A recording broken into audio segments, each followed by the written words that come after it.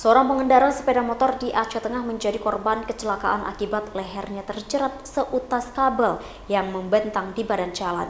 Diduga kabel tersebut berasal dari tiang milik Telkom yang menghubungkan ke rumah warga.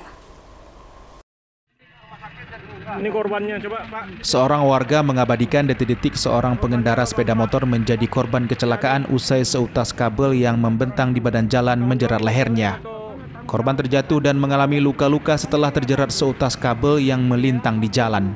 Dalam rekaman tersebut terlihat seutas kabel dari tiang di pinggir jalan yang menghubungkan ke rumah warga terlihat sudah terjatuh ke jalan. Kejadian tersebut terjadi di Jalan Abdul Wahab, Kebayakan, Aceh Tengah. Sejumlah pengguna jalan lainnya dan warga sekitar yang berada di lokasi langsung membawa korban ke rumah sakit untuk mendapatkan pertolongan medis. Akibat kejadian tersebut, korban mengalami luka memar di leher bekas jeratan kabel.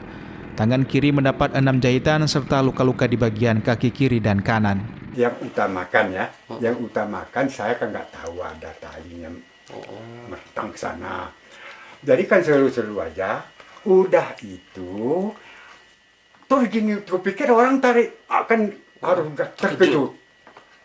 Jatuh Honda, guling, hancur, depan hancur. Nggak terbentur apapun, nggak terbentur. Dari sini nggak ada. Cuman ini lencet, ini sedikit lencet-lencet. Ada di sini ya. Lutut kiri kanan. Iya.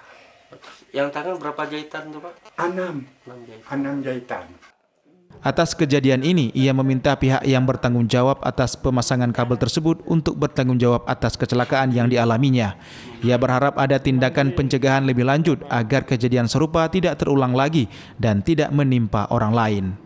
Dari Kabupaten Aceh Tengah, Yusradi, iNews melaporkan.